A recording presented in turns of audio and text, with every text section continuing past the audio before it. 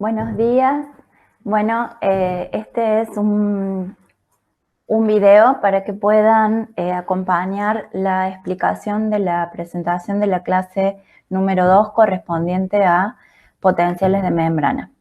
Como ya saben, yo soy la profe Fabiola y voy a estar a cargo de esta clase. Voy a compartir mi presentación.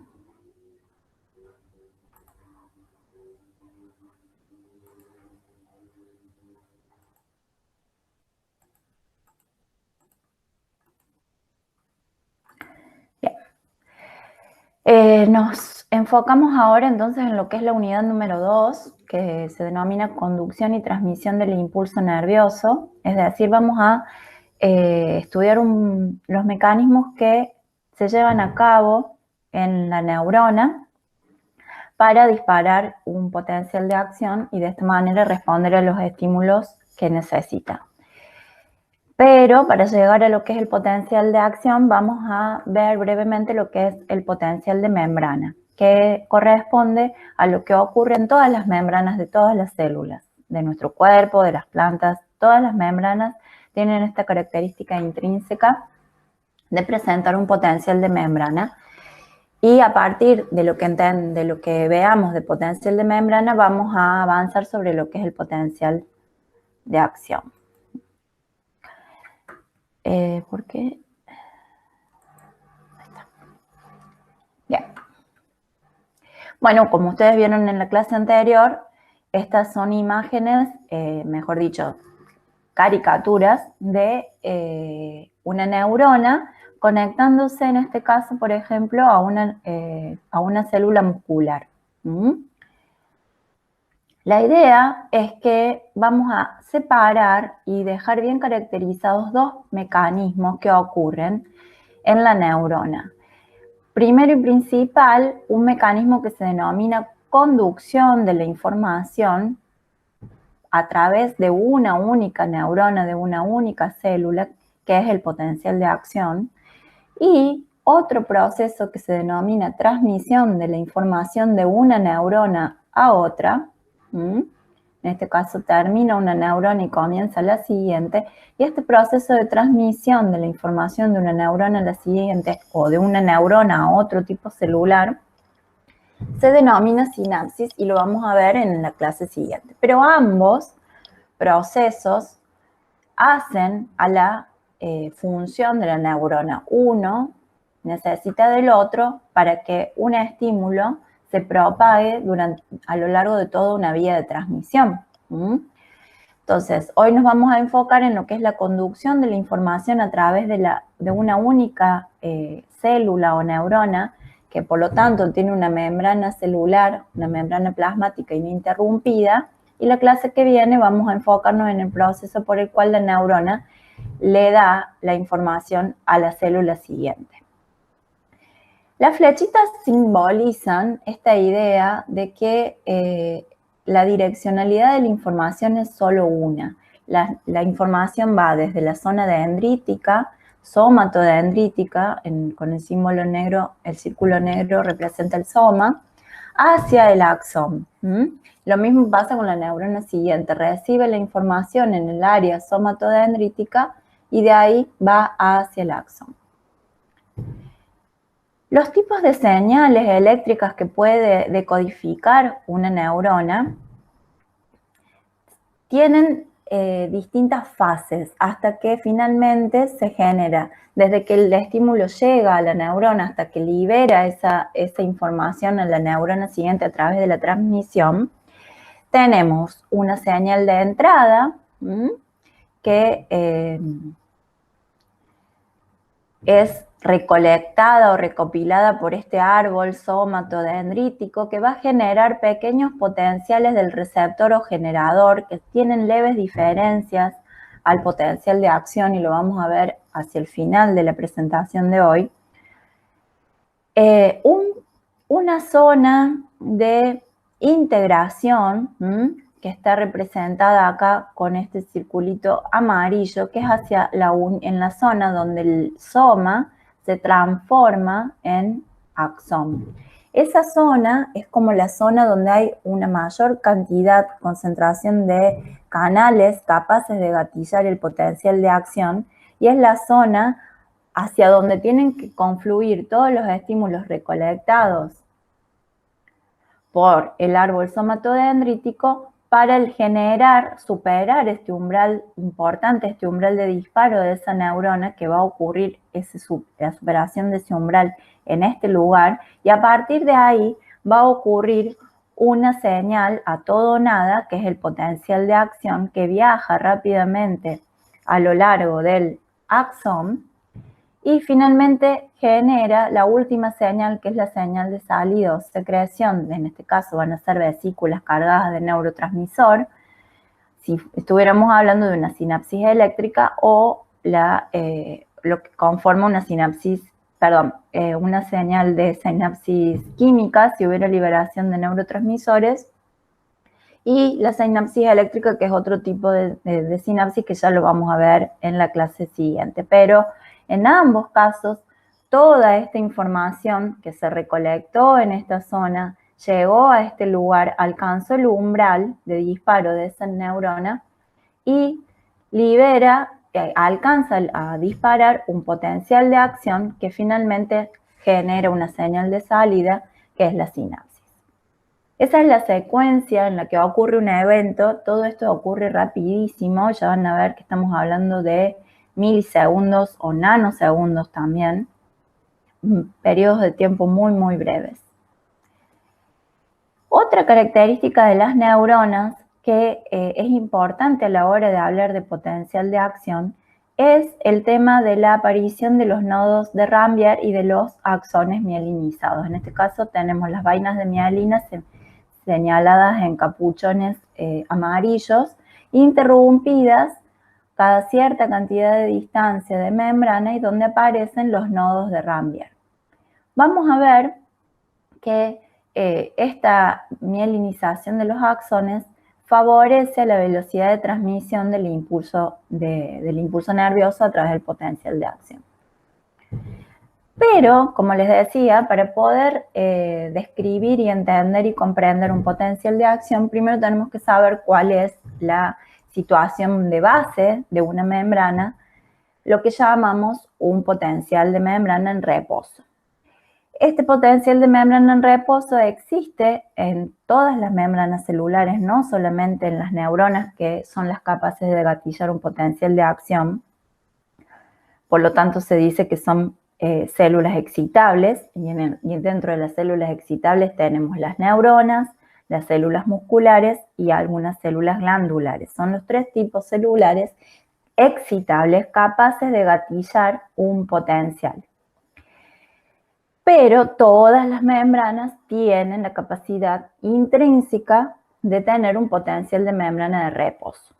Para entender esto vamos a estudiar muy brevemente qué características tiene esta membrana que le da esta característica intrínseca del potencial de reposo. Entonces, recuerdan que, como estuvieron analizando en la clase anterior, una célula tiene varias organelas en su interior, varias adaptaciones propias si es una neurona, y lo que sí toda célula tiene es un recubrimiento por una estructura que se denomina membrana plasmática. La membrana plasmática es una bicapa de fosfolípidos que está intercalada o embebida por proteínas interpuestas. ¿Ven aquí? Entonces acá tenemos los fosfolípidos, estos como globitos con patitas, que hacen a la estructura general de la membrana plasmática, pero si la membrana plasmática estuviera constituida solamente por fosfolípidos, sería absolutamente impermeable a todo. Mejor dicho, a todo lo que no puede pasar a través de ella. O sea, sería permeable solamente, que dijimos, que la membrana, a través de la membrana pueden difundir gases muy pequeños, oxígeno, dióxido de carbono, puede difundir el agua, pero ya cuando las moléculas son más grandes o son pequeñas pero tienen carga, como en el caso de un ion sodio, que es muy pequeño pero tiene mucha carga, la membrana plasmática no puede hacer difundir esas partículas a través de los fosfolípidos. Es absolutamente impermeable a esos compuestos. Por lo tanto, es necesaria la participación de proteínas que atraviesan la membrana de lado a lado, de la cara extracelular a la cara intracelular, y a través de las cuales pueden ser transportados proteínas o otro tipo de sustancias, pero que son más grandes o que tienen carga. Y ahí vamos a ver cuáles son las características del transporte a través de la membrana. Existen diferentes tipos, ustedes ya los conocen, los han visto. Cuando las partículas difunden a través de los fosfolípidos, hablamos de una difusión simple, y en este caso la característica es que la sustancia que tiene que atravesar la membrana es muy pequeña o no tiene carga, como el agua, el oxígeno, el dióxido de carbono, algunos otros gases, el etanol. Cuando los solutos o las partículas que tienen que atravesar la membrana aumentan de tamaño, empezamos a necesitar otros tipos de transporte de la membrana. Cuando la sustancia a ser transportada es transportada desde el lado donde hay mayor cantidad, o sea, a favor de gradiente, desde el lado donde hay mayor cantidad de partículas hacia el lado donde hay menor cantidad de partículas, eso quiere decir que está siendo transportada a favor de gradiente, ocurre lo que se denomina la difusión facilitada. La difusión facilitada es un tipo de transporte pasivo porque no conlleva el consumo de energía, dado que como vamos a favor de gradiente no necesita la célula gastar energía para hacer ese transporte porque ese transporte ocurre favorablemente.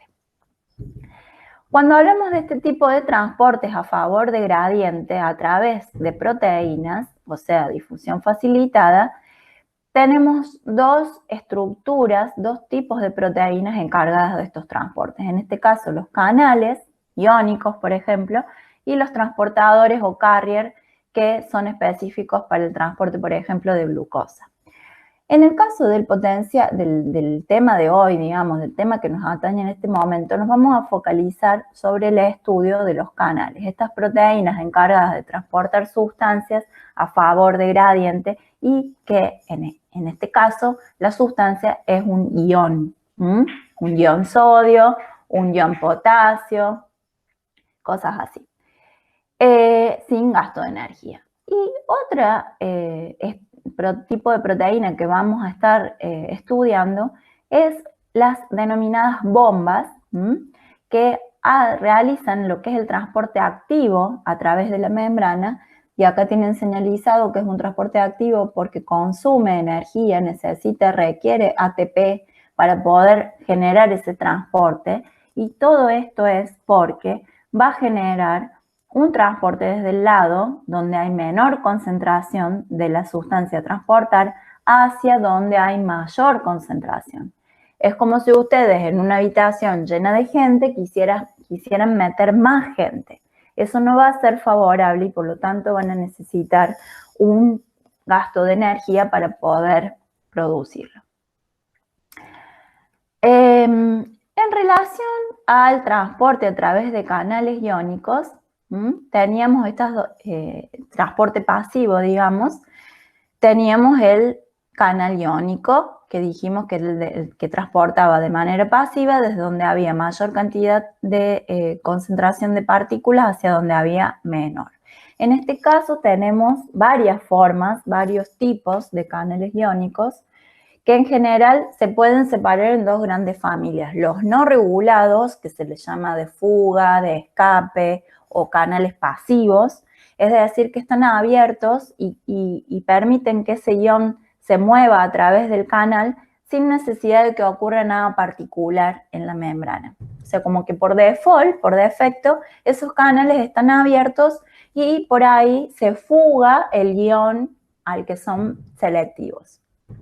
Porque estos canales no es que son agujeros por donde los iones pasan, tienen selectividad y pueden ser selectivos para el ion potasio, pueden ser selectivos para el ion sodio, para el ion calcio, para el ion cloro.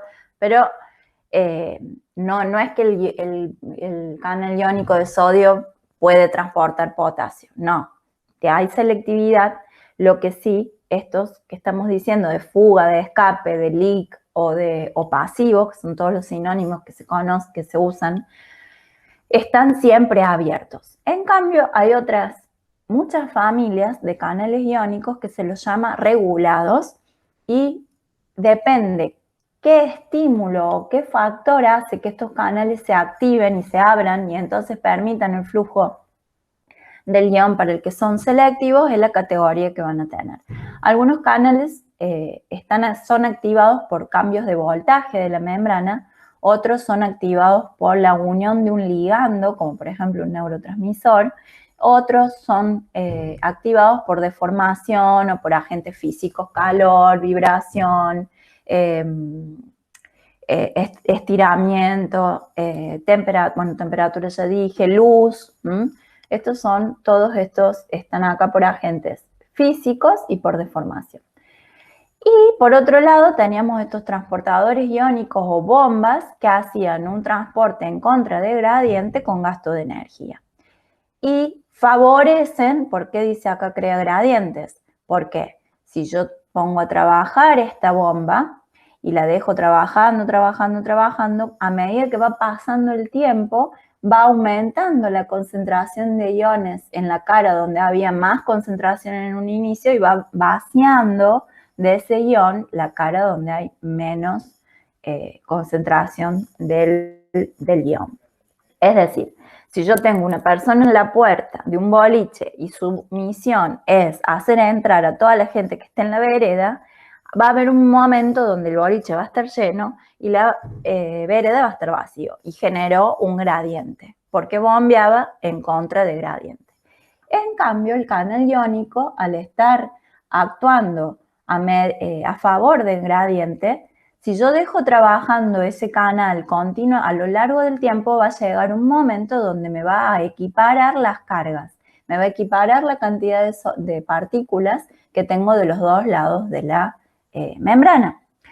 Por lo tanto, para que una membrana mantenga lo que llamamos el potencial de membrana de reposo, es necesaria la actividad de la bomba en concordancia con la de los canales iónicos que están activos por default. Si no, se me borraría todo el potencial. Brevemente, tenemos acá una filmina donde vemos distintos tipos de canales iónicos regulados, ¿sí? No tenemos en esta imagen los canales que se llaman pasivos o no regulados. ¿Por qué? Porque esos canales están siempre abiertos, ¿sí? En cambio, acá tenemos una diapositiva donde nos muestra distintas opciones, distintas categorías de canales iónicos regulados para ver qué es lo que pasa cuando está cerrado o cuando está abierto. En esta columna tenemos las versiones abiertas y en estas la versión cerrada. Tenemos canales regulados por ligando, donde el neurotransmisor, en este caso, o otra molécula, un ligando, se une al receptor o al canal, en este caso son sinónimos, y este canal se abre y entonces podría transportar a través de él el ion para el que es selectivo.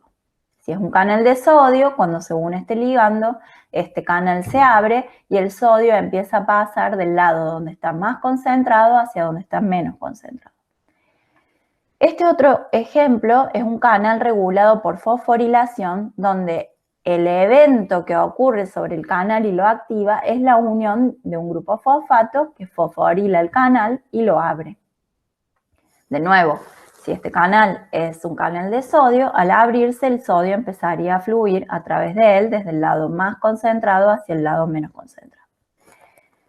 Otra versión de canal iónico regulado es el regulado por voltaje. El regulado por voltaje es el que precisamente se activa cuando hay un cambio en el voltaje de reposo.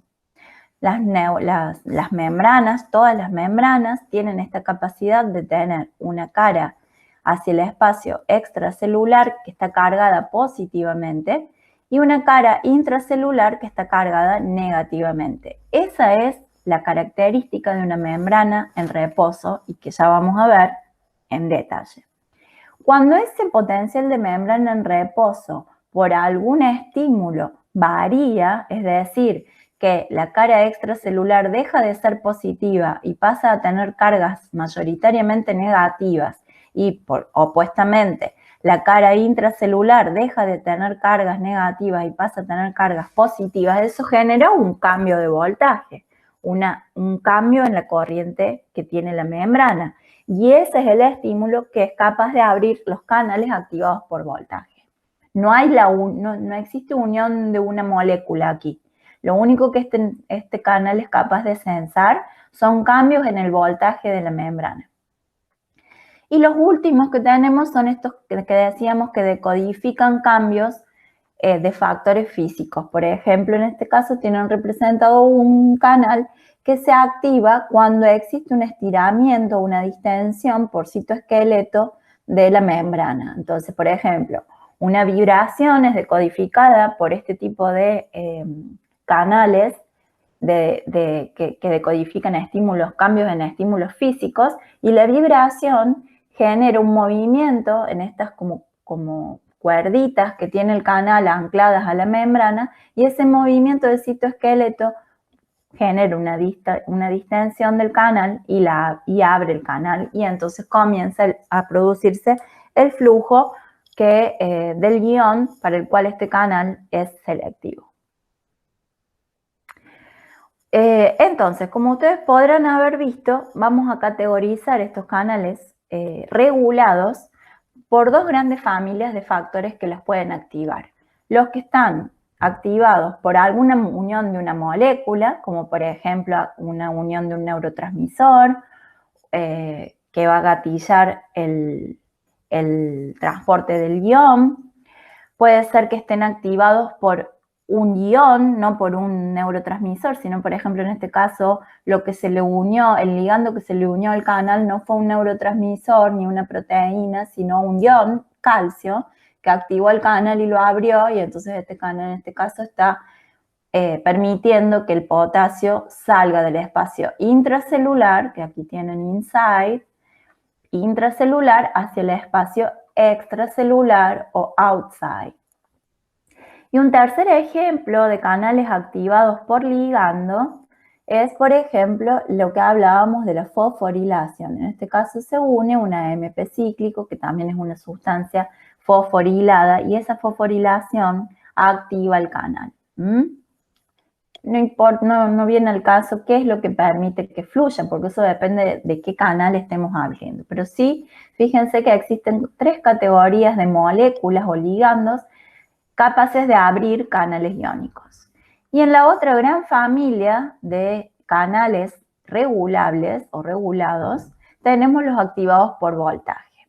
Los activados por voltaje, todos tienen un sensor de voltaje, una zona de la proteína, porque los canales son proteínas, una zona del canal o de la proteína capaz de detectar si esa situación basal de reposo donde la membrana tiene sus cargas positivas en el espacio extracelular y sus cargas negativas en el espacio, en la cara que mira hacia el espacio intracelular, se ve modificada. Si se ve modificada, hay un cambio de voltaje, y ese cambio de voltaje abre a estos cuatro tipos, es capaz de abrir estos cuatro tipos de canales: los que transportan sodio, los que transportan calcio, los que transportan potasio y los que transportan cloro. Fíjense que en este caso vamos a ver que el canal activado por voltaje, que es capaz de transportar sodio, hace un transporte de afuera hacia adentro. Esto es porque la mayor cantidad de iones sodio se acumula y se mantiene en el espacio extracelular. Lo mismo pasa con el calcio. El calcio en realidad siempre está recluido, pero cuando es liberado hacia el espacio extracelular aumenta su concentración. Y la célula tiene varios sistemas para mantener en concentraciones mínimas el calcio intracelular. Entonces el calcio siempre va a estar en mayor concentración afuera que adentro, y cuando estos canales se abran va a entrar. Con el cloro ocurre lo mismo. Existen mecanismos por el cuales aparece el cloro en el espacio extracelular y no en el espacio intracelular. Entonces, cuando el canal se abre, permite el transporte de afuera hacia adentro. Y fíjense que en este caso el único que va a contramano, digamos, es el canal que transporta potasio. El potasio siempre se mantiene en estado basal, está adentro de la célula, mirando hacia la cara, acumulado hacia la cara intracelular de la célula. Y cuando el canal que lo transporta, activado por voltaje específico para potasio, se abre, siempre va a salir hacia el espacio extracelular el potasio que estaba en el espacio intracelular.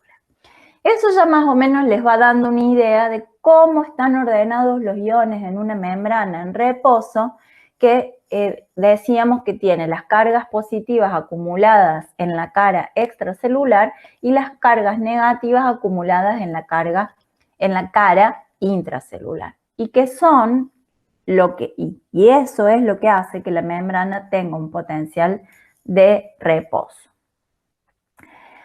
Vamos a cortar acá para que no se hagan los videos tan pesados. Seguimos en otra parte.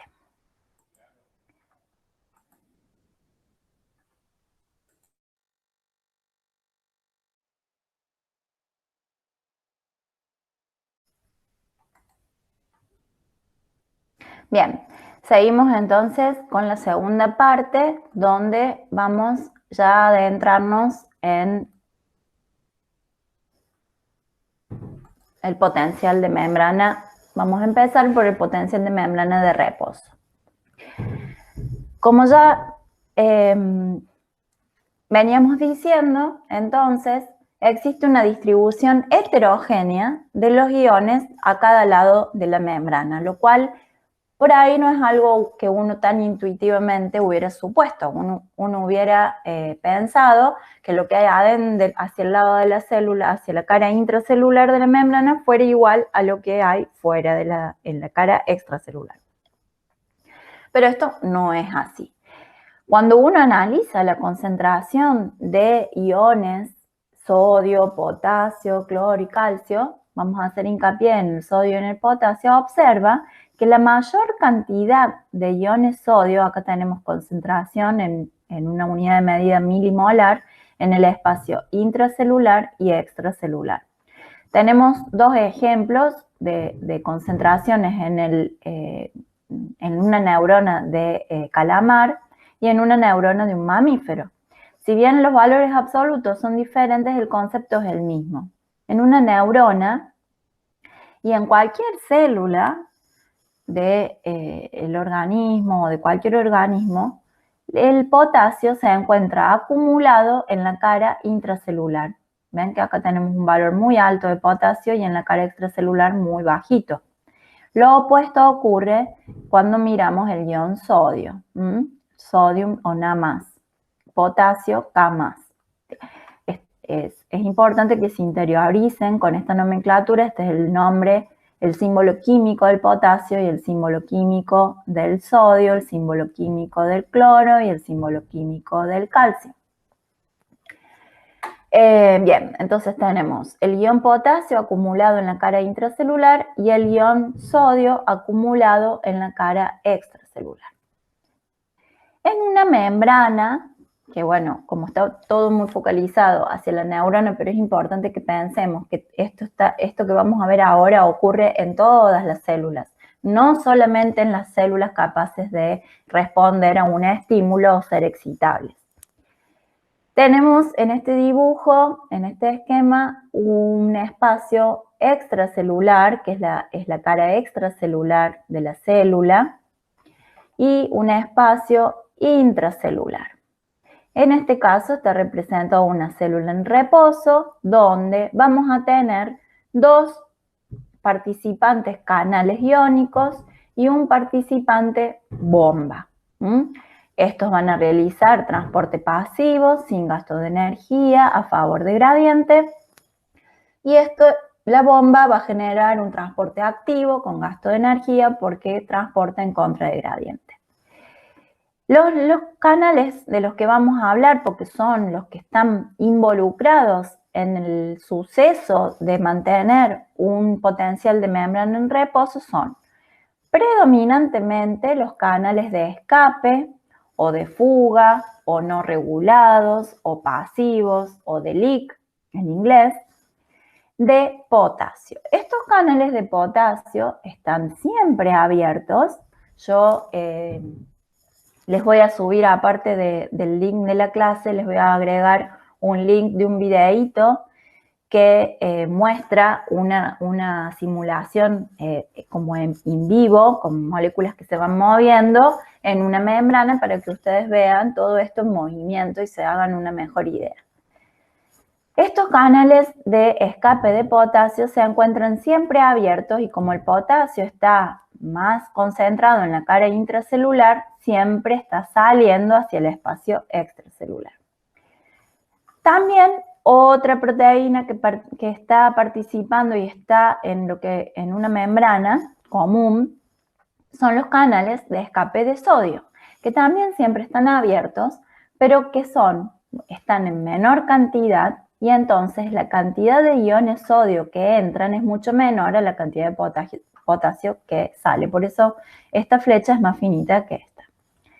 Estos canales de escape de sodio son menos permeables al sodio que los de potasio o el potasio y están en menor concentración que los de potasio. Por lo tanto, si uno mira la membrana va a ver que hay un flujo mucho mayor de potasio desde adentro hacia afuera que el flujo de sodio de afuera hacia adentro.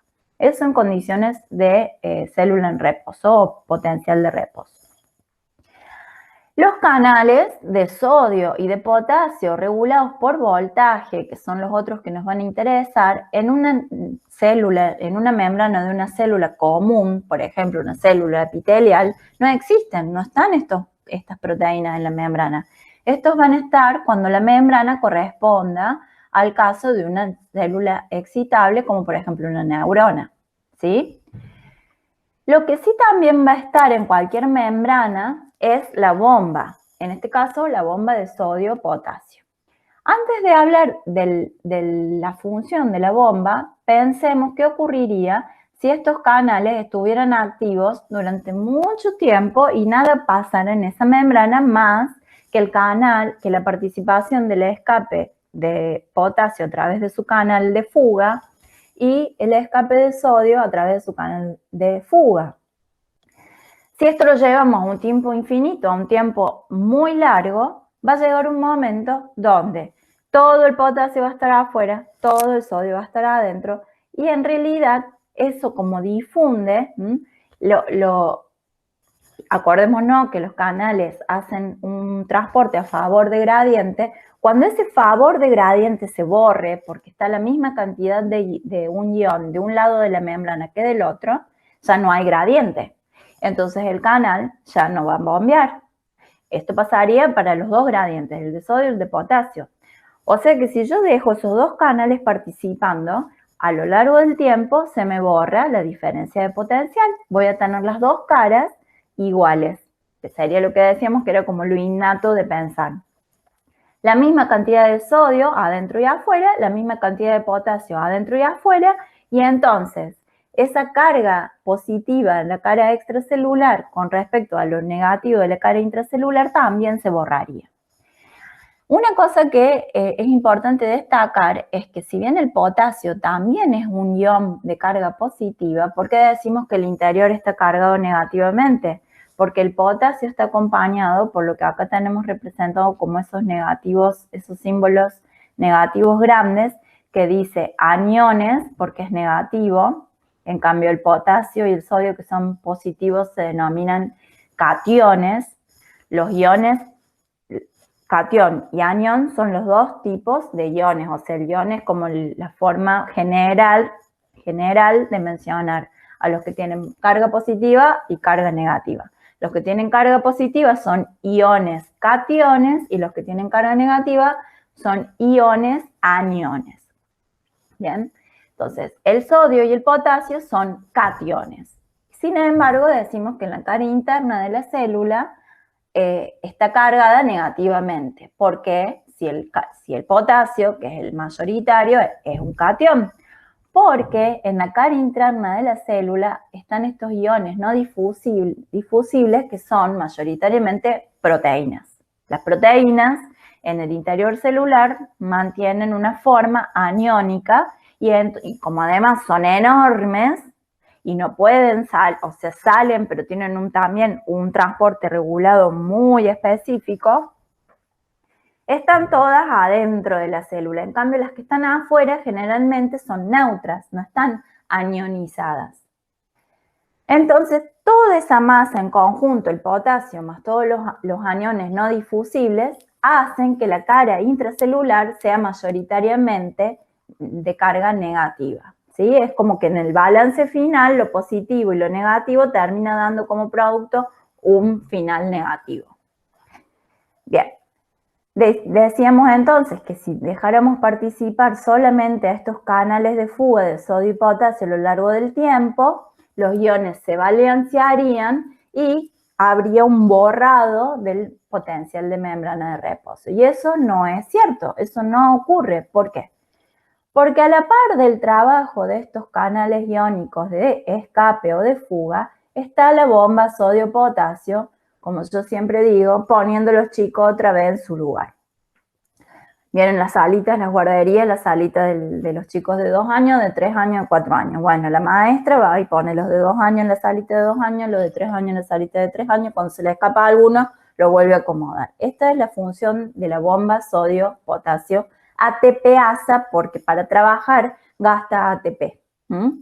¿Qué hace la bomba? Trabaja continuamente, nunca para, pase lo que pase en la membrana, si está en reposo, si está en potencial de acción, la bomba siempre trabaja a una velocidad constante, sacando 2 iones potasio y metiendo 3 iones, sacando 3 iones sodio y pone adentro el potasio, o sea, reubica en contra de gradiente, porque el potasio lo está metiendo hacia el lado donde hay más potasio y el sodio lo está sacando hacia donde hay más sodio, o sea, en contra de gradiente, reubica lo que se le va fugando por estos canales. El sodio que se le fue metiendo por acá lo saca y el potasio que se le escapó por acá lo vuelve a meter. Entonces, estos canales, si no tuvieran la función acoplada de la bomba, harían que se pierda el potencial de membrana de reposo. Sin embargo, eso no ocurre y la bomba mantiene, constituye y establece el potencial de membrana de reposo. Una duda muy frecuente es que se piense que la bomba sodio-potasio ATP-ASA participa en lo que es el gatillado de un potencial de acción. Eso no es correcto. La bomba sodio-potasio ATP-ASA participa en el establecimiento y en el restablecimiento después de un potencial de acción para que la membrana vuelva a estar en su potencial de reposo. ¿Sí? El potencial de reposo, van a ver que en el libro empiezan a aparecer fórmulas bastante complejas que exceden absolutamente las necesidades que ustedes como psicólogos necesitan conocer de por qué una membrana es capaz de mantener un potencial de reposo o disparar un potencial de acción. Simplemente, a modo de mencionarlas, tenemos la ecuación de Nernst que explica por qué hay potencial de reposo basándose en un solo ion, en el ion sodio o en el ion potasio. Y después tenemos la ecuación de Goldman, que fue una manera de mirar el potencial de membrana más abarcativo, donde participan en esa ecuación todos los iones. Ven acá, potasio, sodio, cloro, se le puede poner el calcio también, si es una membrana donde el calcio tiene un rol importante. Pero si uno resolviera estas ecuaciones, sobre todo la de Goldman, donde uno incluye los 3 iones, vería que la membrana en potencial de reposo es altamente permeable, tiene una permeabilidad muy grande al potasio, una permeabilidad menor al sodio y una permeabilidad aún menor al cloro. Esto se debe precisamente por lo que decíamos recién. Una membrana en reposo tiene muchos canales de fuga de potasio, que están siempre abiertos, tiene menos canales de sodio, de fuga, y no tiene canales de fuga de cloro. Entonces, ¿por dónde van a perfundirse o traspasar la membrana los iones cloro si no tienen por dónde? Y a través de la bicapa lipídica, si no tienen un canal, no pueden pasar. ¿Sí? Entonces, recuerden esta característica de la membrana plasmática, que es una membrana semipermeable. Si la sustancia a ser transportada es muy grande o tiene mucha carga que no puede pasar por entre medio de los fosfolípidos, necesita de una proteína por donde atravesar la membrana. Si esa proteína no está o está cerrada, en el caso de un canal específico, regulado, que está cerrado, ese ion, en este caso, es imposible que atraviese la membrana. ¿Sí? Esta es la situación basal de una membrana. Sodio adentro, potasio adentro, sodio afuera, canales de fuga, muchos canales de fuga de potasio, menos canales de fuga de sodio, y la bomba sodio-potasio TPasa manteniendo ese potencial, reubicando los iones del lado que corresponde. Sin embargo, la neurona, al ser una célula excitable, tiene la capacidad de responder a un estímulo y generar una respuesta. Esa respuesta es, en el final de cuentas, un potencial de acción. ¿Por qué digo en el final de cuentas? Porque un estímulo, no todos los estímulos, ustedes saben, no todos los estímulos son capaces de gatillar un potencial de acción. Como por ejemplo, no todos los sustos que podemos llegar a percibir generan que nosotros salgamos corriendo. Eso quiere decir que hay estrategias que tiene la neurona para decodificar la importancia o la relevancia o la fuerza o la magnitud de un estímulo. ¿Cómo decodifica esa magnitud? A través de lo que llamamos potenciales graduados o potenciales del receptor, que son como el preludio donde la neurona empieza a decodificar los estímulos que van llegando, y si esos potenciales alcanzan el umbral de disparo de una neurona, recién ahí la neurona va a gatillar un potencial de acción. El potencial de acción, como vamos a ver en una diapositiva más adelante, es una respuesta a todo o nada. O ocurre o no ocurre, no hay un potencial de acción a medias. Para eso, para ver cosas a medias, tenemos el potencial del receptor, que me parece más entendible primero estudiar el potencial de acción y después, a partir de lo que ya sabemos del potencial de acción, ver qué características particulares tienen los potenciales graduados o de receptor o secretores, pero sepan que en realidad en la neurona ocurren en orden inverso. Del potencial de reposo se va al potencial del receptor. Si ese potencial del receptor tiene una intensidad lo suficientemente alta como para superar el umbral de disparo de la neurona va a gatillar un potencial de acción.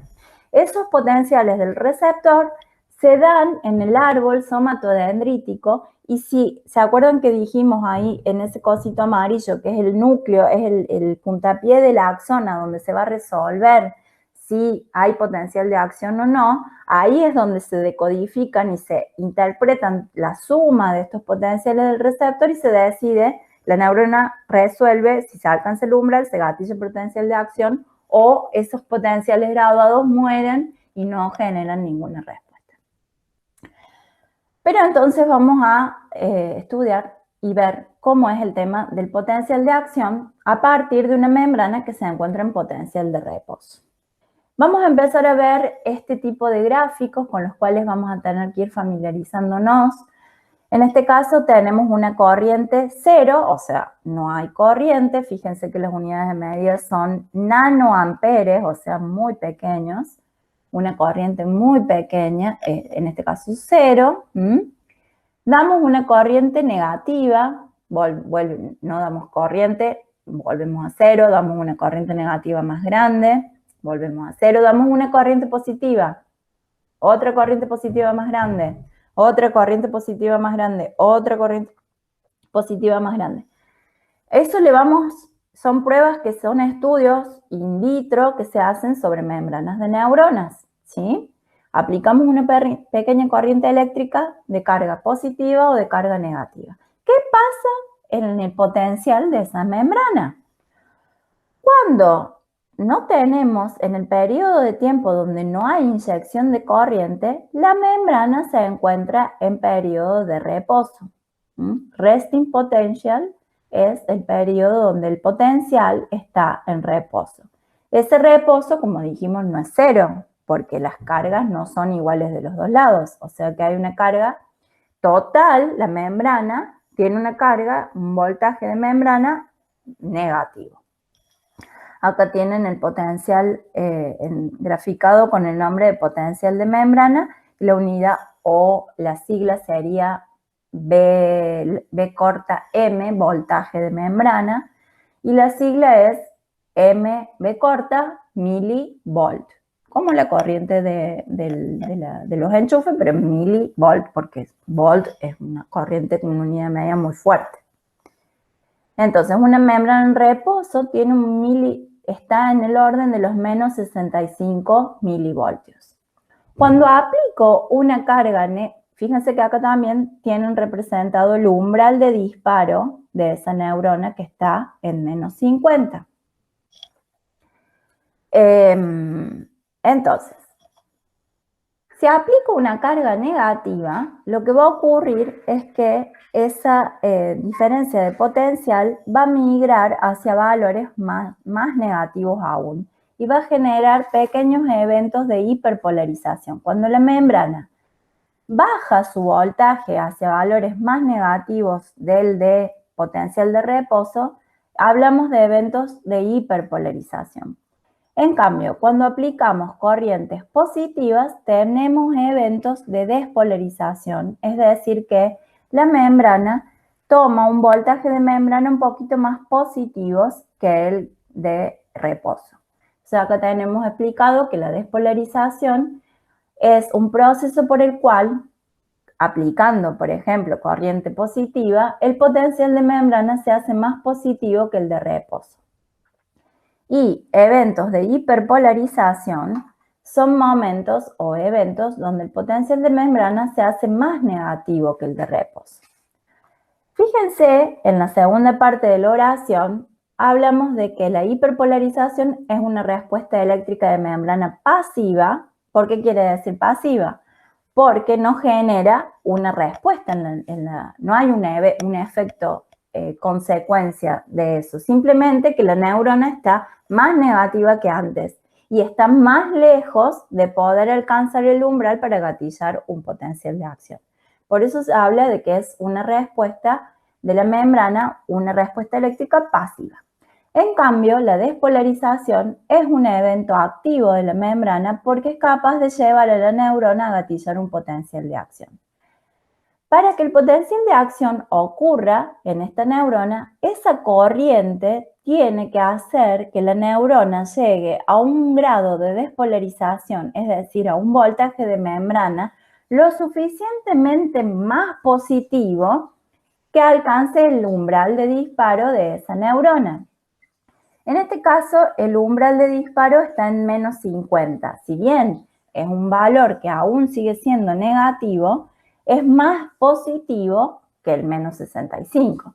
Y entonces hablamos de una despolarización que, esta es una despolarización que no alcanzó un potencial de acción.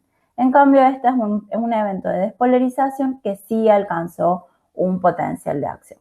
Fíjense que la manera en la que la fuerza del estímulo, la magnitud del estímulo, termina resultando en una respuesta graduada a esa cantidad de estímulo es la frecuencia de disparo, porque lo que es la forma de la espiga, que dijimos que el potencial de acción es una respuesta a todo o nada, pasa o no pasa, ocurre o no ocurre. Si alcanza el umbral de la neurona, ocurre. Si no alcanza el umbral de la neurona, no ocurre. Pero ¿qué pasa cuando el estímulo es más fuerte? Ocurre más veces.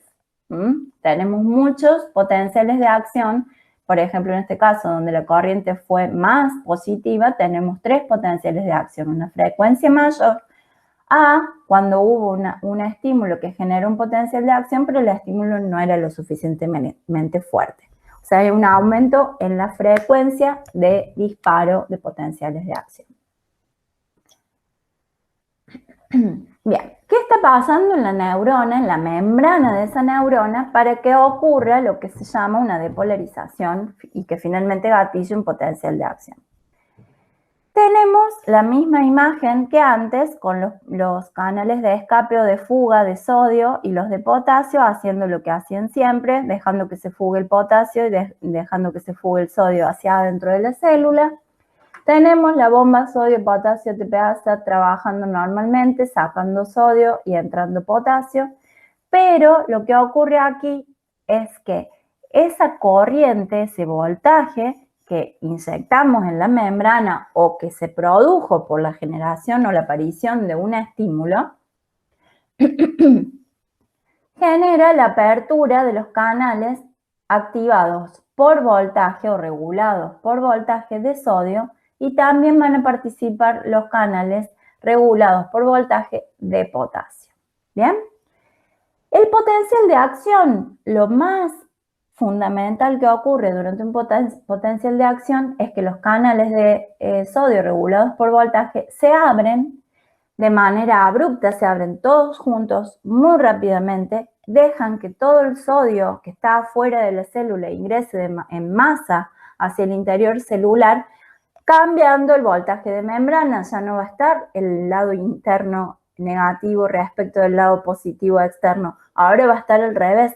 El lado interno va a estar positivo y el lado externo, entonces, en comparación, va a quedar relativamente más negativo.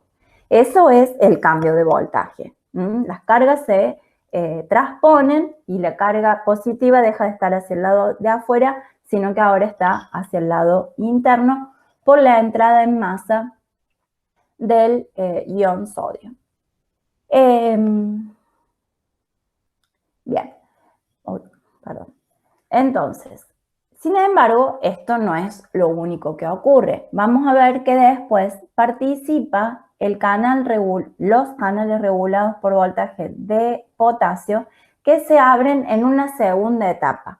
O sea, un poquito después de que se abrieron los de sodio, se abren los de potasio y como son canales, bombean a favor, no bombean, sino que dejan que se transporten los iones desde el lado más concentrado hacia el menos concentrado a favor de gradiente. Entonces, cuando se abren los canales de potasio, el potasio sale. La cuestión acá es que los canales de sodio tienen una cinética, que se llama cinética, es una palabra técnica que habla de la velocidad de apertura y de cierre del canal, diferente a la cinética de los canales regulados por voltaje de potasio. Los de sodio se abren muy rápido, pero también se cierran muy rápido, y los de potasio se abren en un segundo momento, estamos hablando de nanosegundos, pero sí tienen un pequeño delay en abrirse y se abren un poquito después que los de sodio y demoran mucho más tiempo en cerrarse, o sea, están mucho más tiempo abiertos en relación al tiempo que se mantienen abiertos los de sodio. Esto es muy importante, fundamental para la ocurrencia de un potencial de acción y lo vamos a trabajar en detalle en la actividad práctica, donde van a poder ahondar más en estas características y convencerse de manera más práctica y poder simular estas acciones de las membranas a través de una aplicación que vamos a trabajar. Lo fundamental de esta diferencia en la cinética entre un tipo de canal, entre el canal de sodio y el canal de voltaje, hace a la existencia del potencial de acción. Si ustedes piensan que si estos dos canales se abrieran y se cerraran los dos al mismo tiempo y los dos durante el mismo tiempo, todo el sodio que entra sería contrabalanceado con todo el potasio que sale y las cargas no terminarían de darse vuelta, de invertirse, no habría un verdadero cambio de voltaje, por lo tanto no podría ocurrir el potencial de acción. ¿Sí? O sea que este delay es fundamental para la ocurrencia del potencial de acción. Vamos a ver entonces algunas características que tiene el potencial de acción. Es una respuesta activa, como dijimos, porque genera una respuesta en las neuronas o otros tipos de células excitables. Es un cambio muy breve en el potencial de membrana, donde el potencial de membrana se hace más positivo. Por ejemplo, va de menos 65 milivoltios a más 50 milivoltios. Este cambio o esta inversión en el potencial de membrana, en el voltaje de membrana, que es el estímulo que abre a los canales, se debe a un aumento en la permeabilidad de sodio transitoria. Este aumento en la permeabilidad de sodio se debe justamente a la apertura de estos canales. Cuando estos canales se abren, cuando estos canales se abren, el sodio puede atravesar la membrana. Mientras están cerrados, la única manera que tenían de atravesar la membrana era a través de estos canales que son muy poquitos y casi que ni se nota. Entonces, esta apertura de estos canales hace que durante un periodo transitorio y muy breve, en este caso tienen graficada la línea de la membrana, del potencial de membrana que va desde el reposo hasta el punto máximo de despolarización, y este periodo de despolarización es donde aumenta considerablemente la permeabilidad de la membrana al sodio. Obviamente que estos canales, como dijimos, se abren muy rápido, pero también se cierran muy rápido, y entonces a medida que transcurre el tiempo y estos canales se han ido cerrando, la permeabilidad del sodio cae y la depolarización desaparece. Y vuelve a ser el potencial de membrana el de reposo, donde la permeabilidad más grande la tiene el potasio, como ocurría antes del potencial de acción. O sea, tanto durante el potencial de reposo como el periodo de repolarización, el ion más permeable es el ion potasio, ¿sí? Tienen una amplitud constante los potenciales de acción dependiendo del tipo de neurona. ¿Qué quiere decir la amplitud? El ancho de la espiga. Dijimos que es una respuesta a todo o nada, y que es independiente de la intensidad del estímulo, dado que si la intensidad del estímulo fue suficiente para depolarizar la membrana y que alcance el umbral, ya está, se gatilla la espiga como siempre. Y lo que cambia es la frecuencia de la aparición de las espigas, y eso sí es directamente proporcional a la intensidad, pero la amplitud, la forma, digamos, de la espiga es la misma, independientemente de cuál sea la intensidad del estímulo. Otra característica del potencial de acción es que es autorregenerativo, y ya vamos a ver por qué, y autopropagable. ¿Qué quiere decir? Que si se inicia en la punta, en el lugar del axón donde inicia el axón, y viaja a lo largo de toda la membrana hasta que llega al final del axón, es porque se autopropaga y se autorregenera, porque si no moriría, iría diluyéndose a medida que va viajando, y eso no ocurre. Llega con la misma intensidad desde que se inicia en la punta inicial del axón hasta que llega al final del axón. Tiene la misma intensidad. Eso es gracias a un proceso de retroalimentación positiva que vamos a ver en la siguiente diapositiva. Otra característica importante del potencial de acción es que tiene un mecanismo por el cual no se puede volver hacia atrás. Por eso hablábamos de que la dirección de la información es en un solo sentido. El potencial de acción viaja desde el inicio del axón hacia el final del axón, porque es autorregenerativo y autopropagable. Pero no puede volverse de la mitad del axón hacia atrás. ¿Por qué? Porque tiene un sistema como de seguridad que se llama periodo refractario, donde la membrana que recién se acaba de depolarizar hace que se depolarice el pedacito siguiente por su característica de autopropagable y autorregenerativo, pero impide que se despolarice nuevamente la que se acaba de despolarizar. Y por eso evita que el potencial de acción se vuelva para atrás o tenga propagación retrógrada. Todas estas características teóricas las vamos a ir analizando en detalle a continuación. En principio, vamos a ver que las características del potencial de acción tienen distintas fases. Bien, y acá vamos a empezar a ver cómo es este tema de la cinética y del desfasaje que tiene la cinética de los canales de sodio con respecto a las de potasio. Tenemos una neurona en un potencial de reposo de menos 70, aparece un estímulo que genera un cambio de voltaje lo suficientemente grande como para alcanzar el umbral de esa neurona y generar una despolarización que termine en un potencial de acción.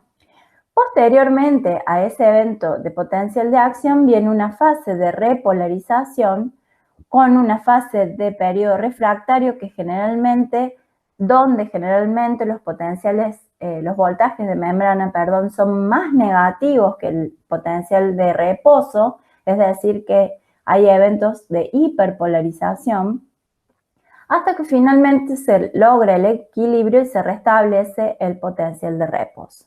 ¿Sí? A nivel de los canales, acá habla de canales de compuerta, que es lo mismo que canal activado o dependiente de voltaje.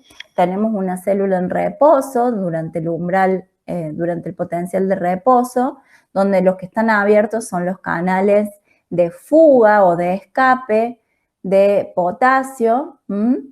Y lo que ocurre es que los canales de sodio y de potasio activados por voltaje se encuentran cerrados.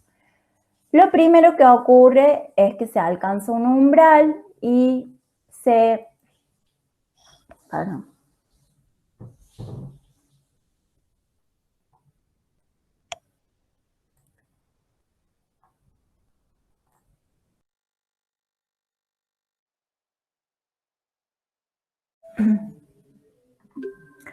Bueno, acá estamos otra vez, entonces vamos a hacer el último tironcito de la clase para terminar con la parte teórica del contenido de este viernes y que puedan realizar la actividad.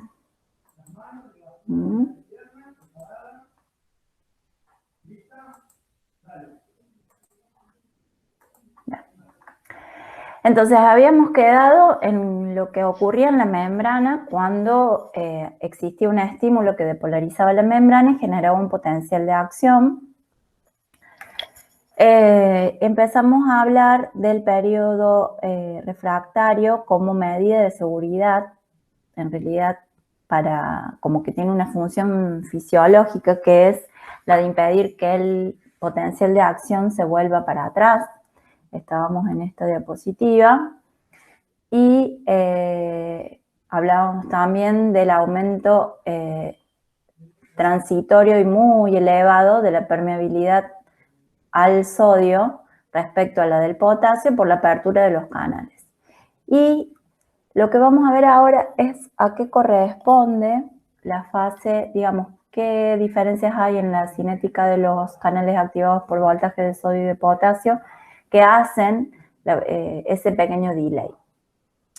Entonces estábamos en una membrana en reposo donde los canales activados por voltaje están cerrados, solamente se encuentran abiertos los de fuga o escape.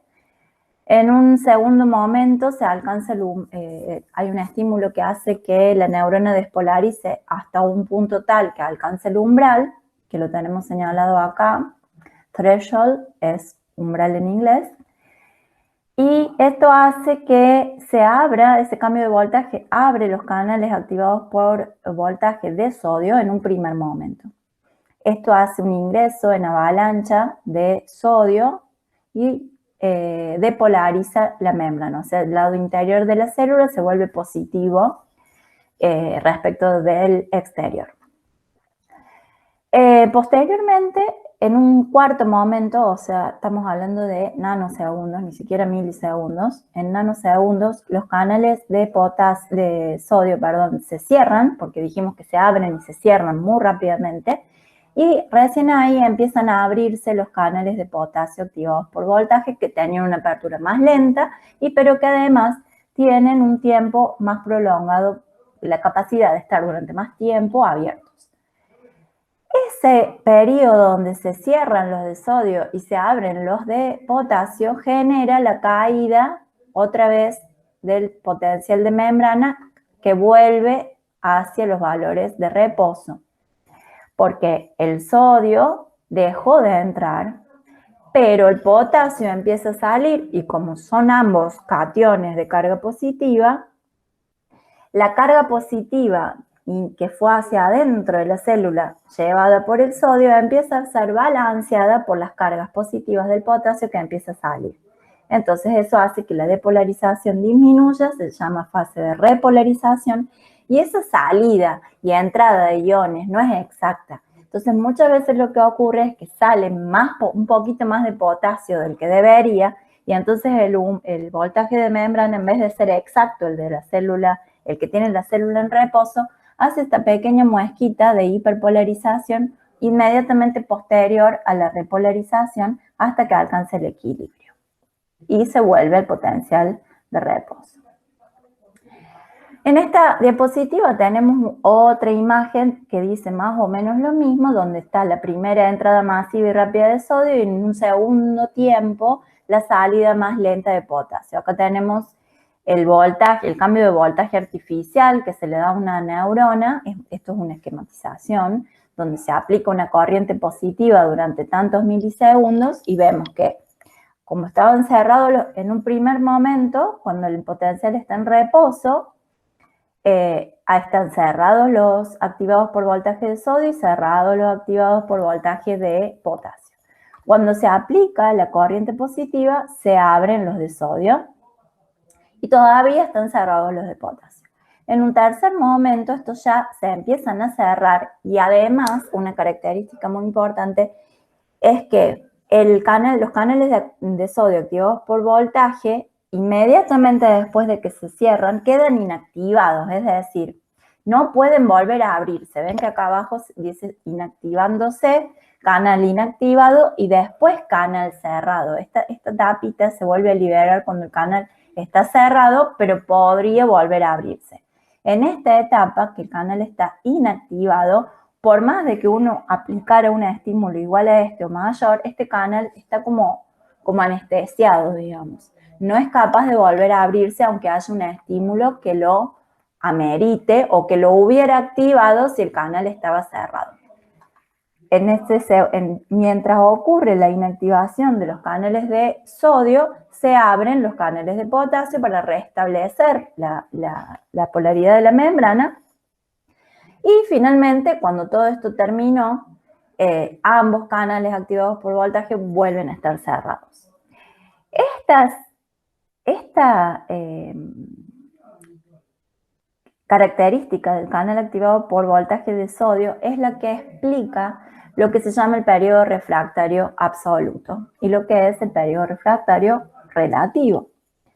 Esto también lo vamos a ver en detalle en la actividad práctica, pero si bien podemos decir que durante la fase de despolarización y se alcanza la fase de exceso o el pico de la espiga, donde ya en este periodo se van abriendo todos los canales de sodio, en este periodo, que es cuando empieza a fluir el potasio hacia afuera, pero además es el momento donde los canales de sodio están inactivados, ocurre el periodo refractario absoluto, es decir, un segundo estímulo de ninguna magnitud, de ninguna característica, por más fuerte, por más largo que sea, no es capaz de gatillar un nuevo potencial de acción porque estamos dentro del periodo refractario absoluto donde los canales de potasio, por donde tienen que volver a ingresar más sodio, están inactivados.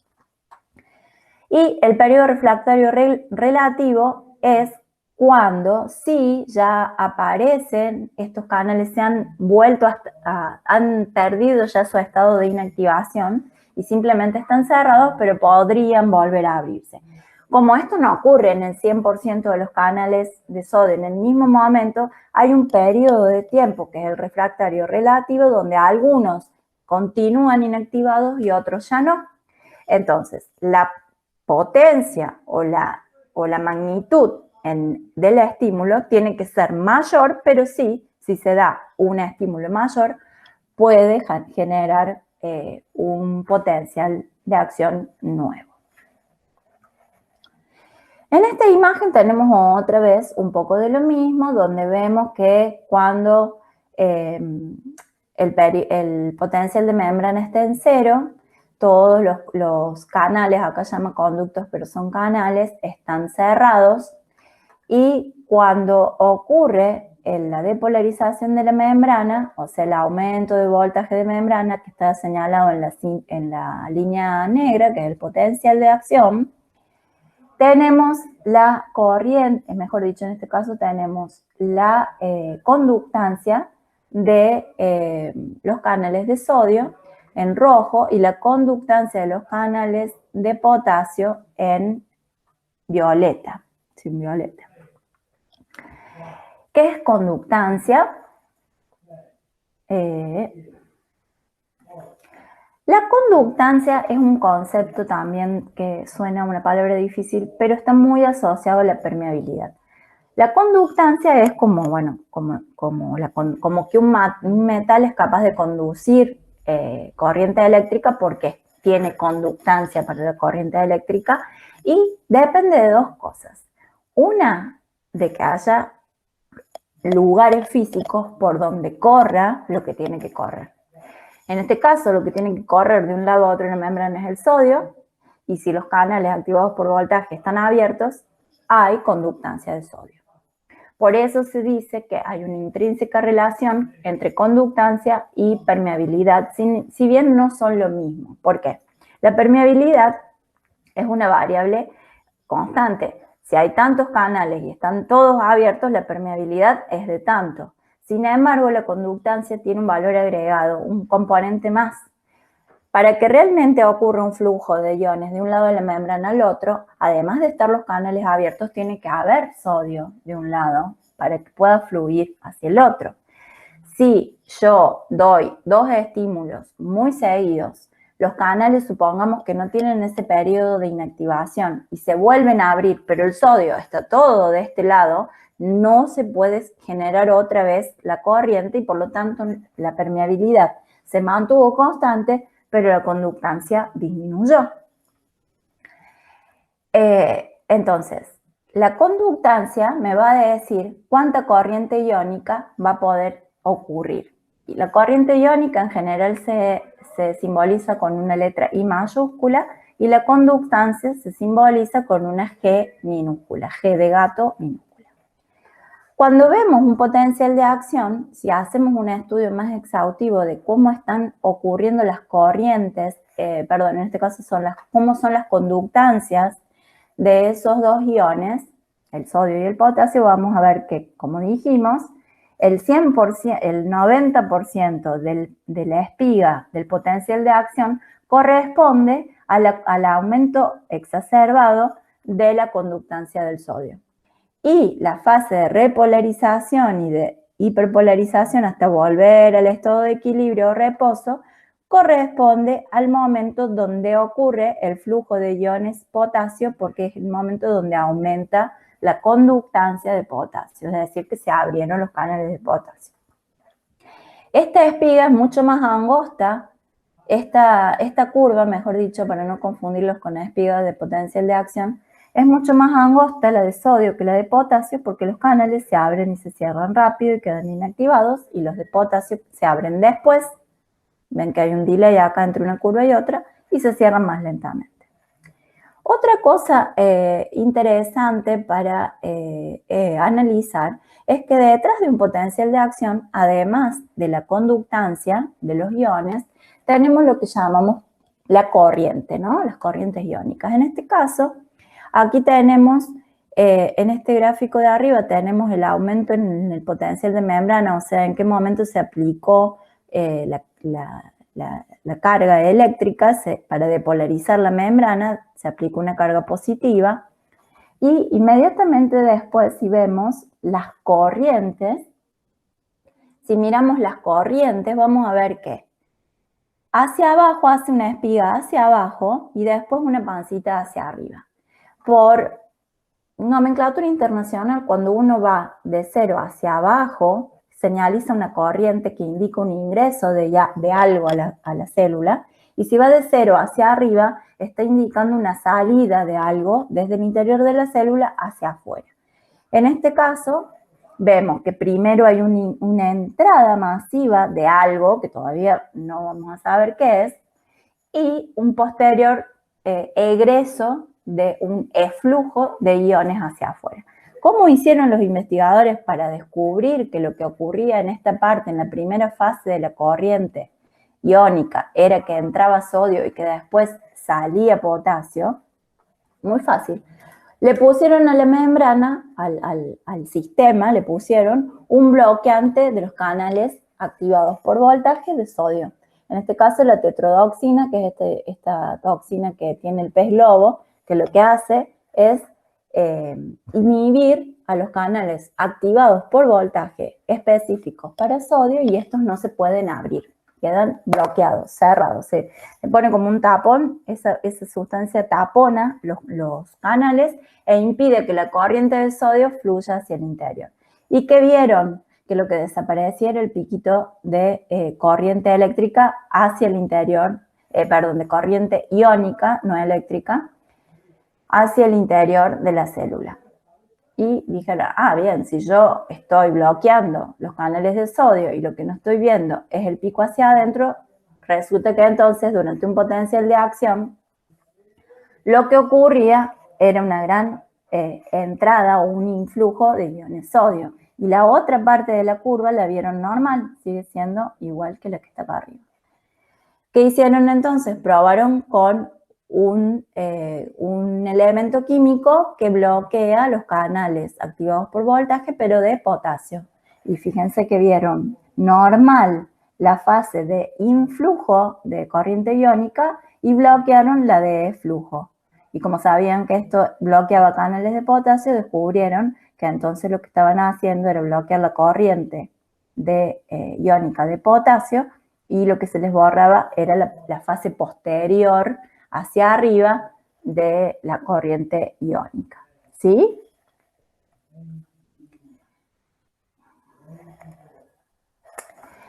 Entonces acá tenemos un gráfico donde tenemos un poco estos tres conceptos juntos. La corriente, que dijimos que se señaliza con I mayúscula, la conductancia, que es G minúscula, y la permeabilidad. Si bien la corriente neta, en rojo tenemos la corriente neta total, como la que veíamos en este cuadrito. Acá tenemos la corriente de iónica total, sin importar qué ion es. Ya sabemos entonces que la parte que baja está comandada por el ingreso de sodio y la parte que sube el egreso de potasio.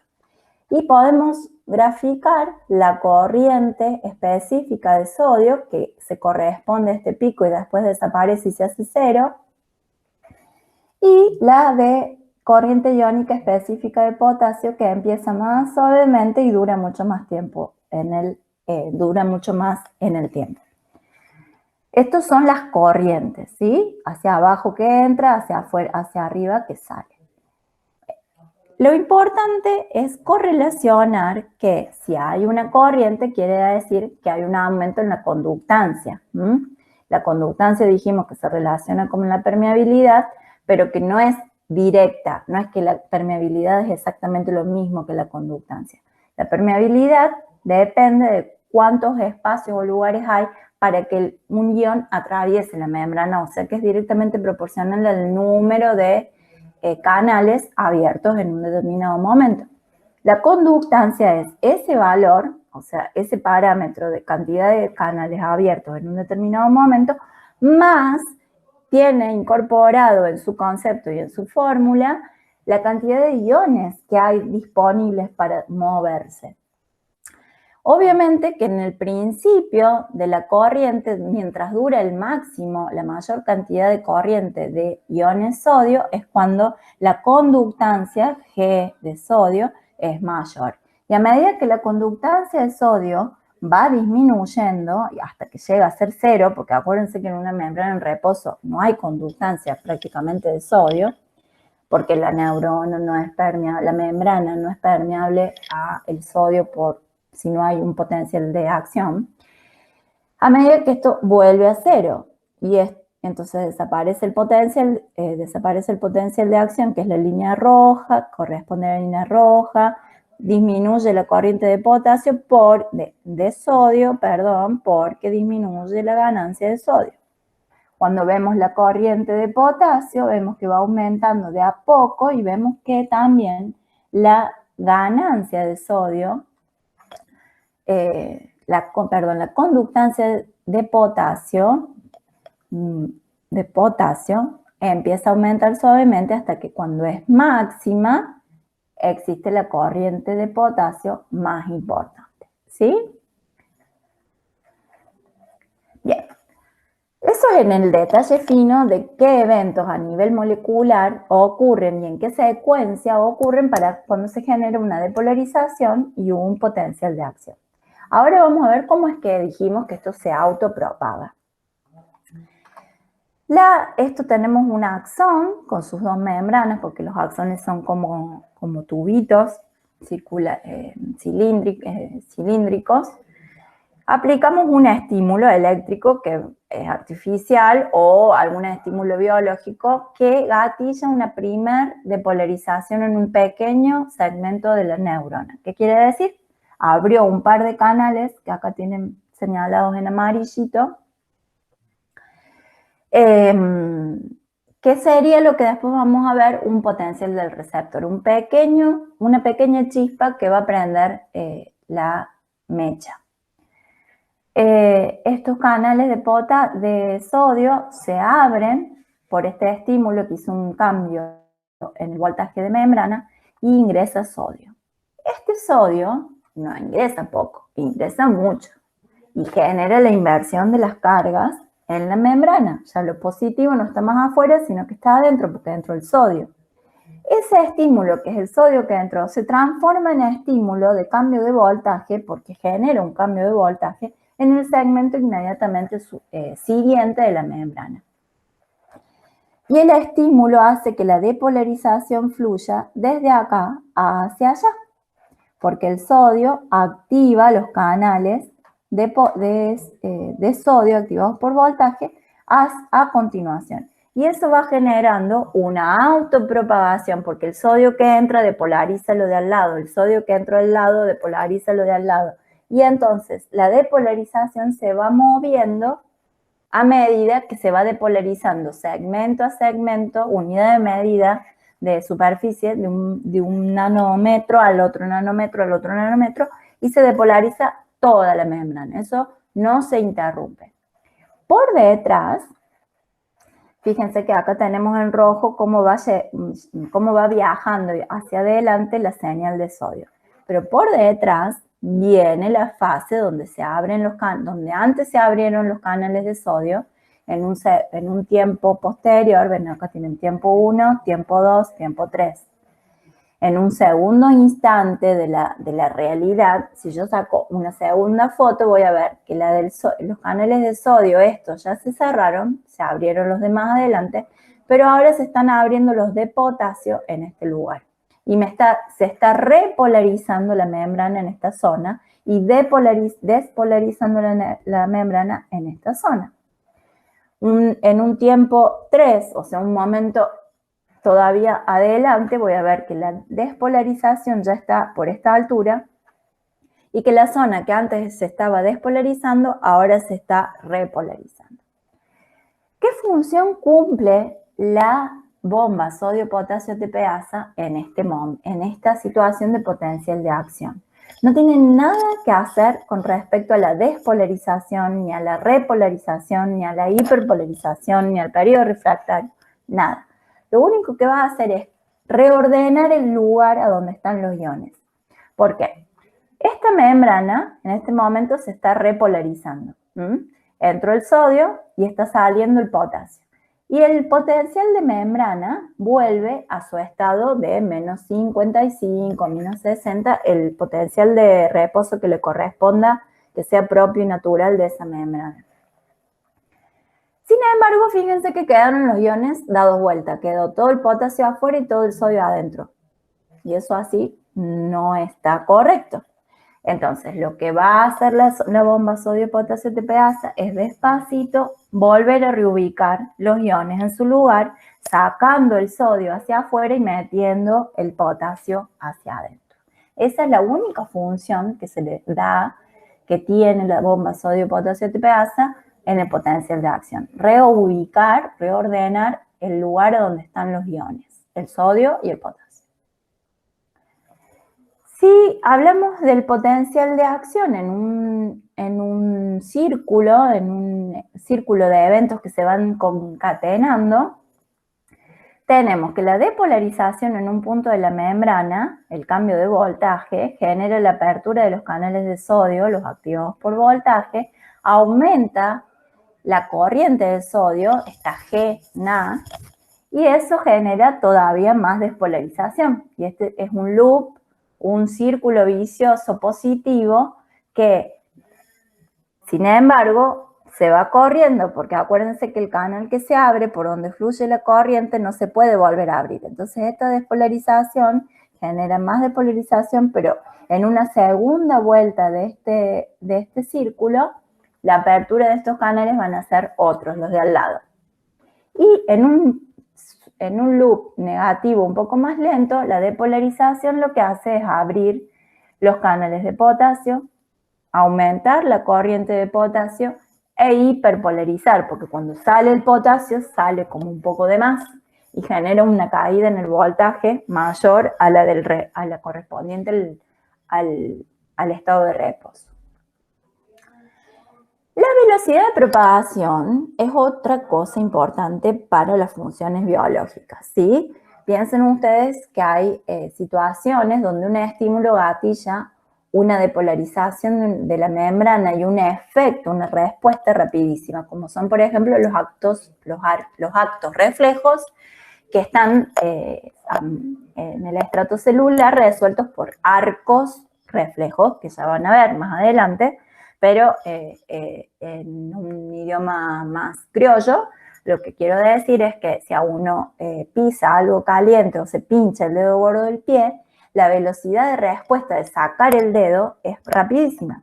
Sin embargo, eso se resolvió en uno de los segmentos de la médula espinal de la zona de la cintura, o sea que dependiendo de la altura de la persona, mínimamente esa depolarización viajó 1 metro. Desde el soma, desde el inicio del axón que está en la cintura, en un segmento de la médula espinal a la altura de la cintura, hasta la punta del dedo del pie.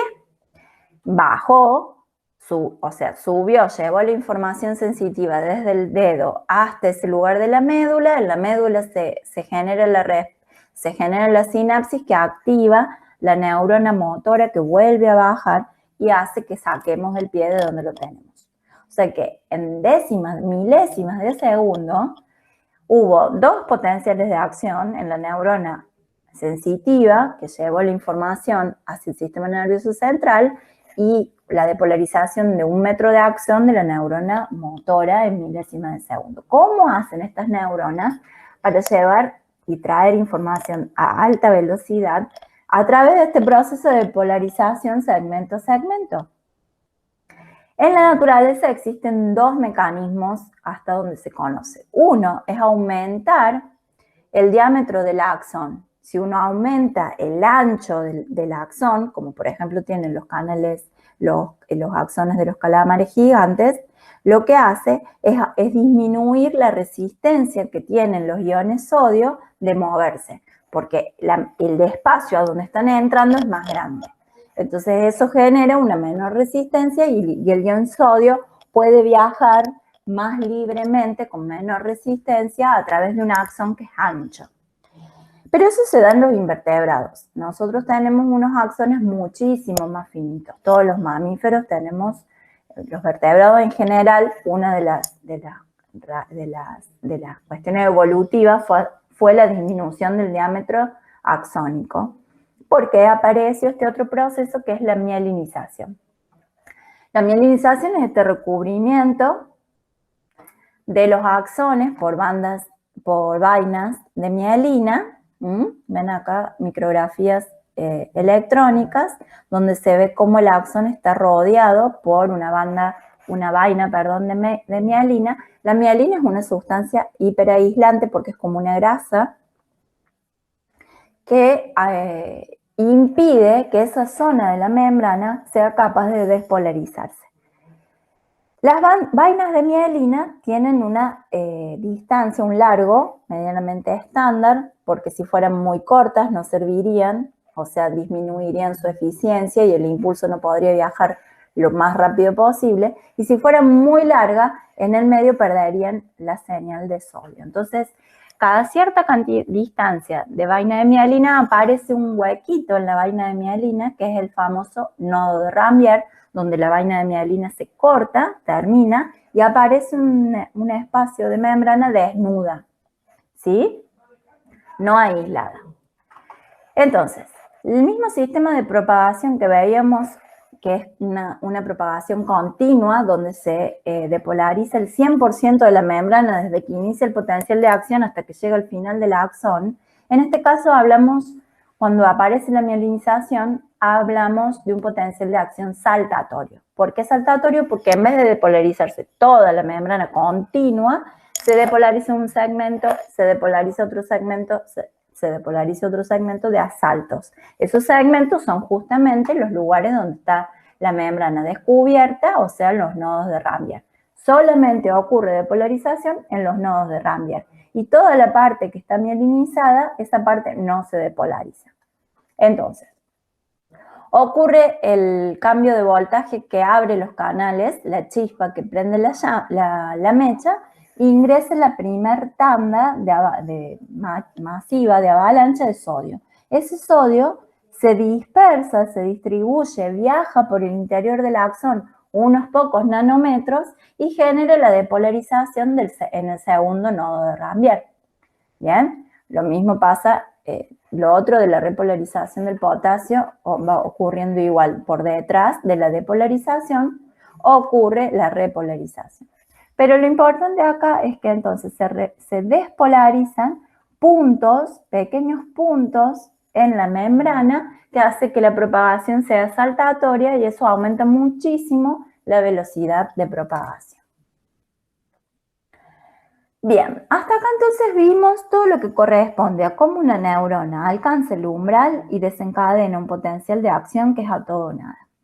Pero dijimos en una de las primeras diapositivas de la primera parte que todo el árbol somatodendrítico recolectaba la información del medio porque es la zona que la neurona utiliza para sensar los estímulos, donde entra la información en la neurona, y si ocurrían estímulos lo suficientemente importantes o que alcanzaban el umbral de despolarización de la membrana en la zona de inicio del axón, que se llama cono axónico, si en ese lugar el nivel de depolarización es lo suficientemente grande como para alcanzar el umbral, se gatillaba el potencial de acción a lo largo de todo el axón. Ahora vamos a hacer una breve descripción de cómo son estas pequeñas despolarizaciones o hiperpolarizaciones que la neurona va colectando de todo su árbol dendrítico para integrarlos en este punto inicial del axón y decidir si se llegó al umbral y se hace potencial de acción o no. Todo este árbol dendrítico va a estar sensando. Si es una neurona sensitiva, va a estar sensando estímulos del exterior. Si es una neurona que está dentro del sistema nervioso, o sea, no está en contacto con el ambiente, sino que está en contacto con otras neuronas, va a estar recibiendo los neurotransmisores, ¿sí?, de otras neuronas que le van a estar entregando a través del proceso de sinapsis que vamos a estudiar en la próxima clase. Toda esa información genera pequeños potenciales graduados, porque no son a todo o nada, sino que justamente dependen de la intensidad del estímulo. También se llaman del receptor, si están en lugares a donde hay receptores ambientales, como receptores térmicos, nociceptivos, ya los van a ver a todos esos, pero que son los sensores especializados en decodificar cada tipo de estímulo. Un estímulo lumínico, un estímulo térmico, un estímulo mecánico. Todos esos son receptores que van a gatillar potenciales del receptor. También se les llama potenciales generadores porque precisamente son los que van a generar la chispa que va a después prender la mecha, que es el potencial de acción. También se los llama potenciales secretores porque justamente dependen de la secreción de neurotransmisores a través de la sinapsis que pueda venir de otras neuronas. Son todos sinónimos. En realidad no son sinónimos exactos, sino que son todas maneras de hablar de potenciales que tienen características propias y diferentes a las del potencial de acción. La característica más importante de los potenciales del receptor es que son graduados. ¿Qué quiere decir esto? Fíjense, acá tenemos, por ejemplo, una neurona que está conectada a el músculo.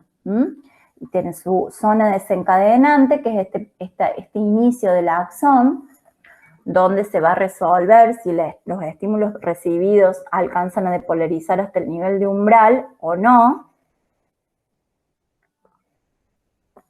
Si alcanzan el umbral, van a generar la depolarización. Acá, entonces, tenemos un estímulo. El estímulo tiene dos características que definen la intensidad. Una es la duración, cuán largo es el estímulo, y otro es la intensidad o la fuerza, ¿sí? Entonces, yo puedo tener estímulos muy breves, pero muy fuertes, o puedo tener estímulos muy largos, aunque no tan fuertes. Y alguna de esas dos cosas puede llegar a generar un potencial del receptor lo suficientemente fuerte para alcanzar el umbral de la neurona.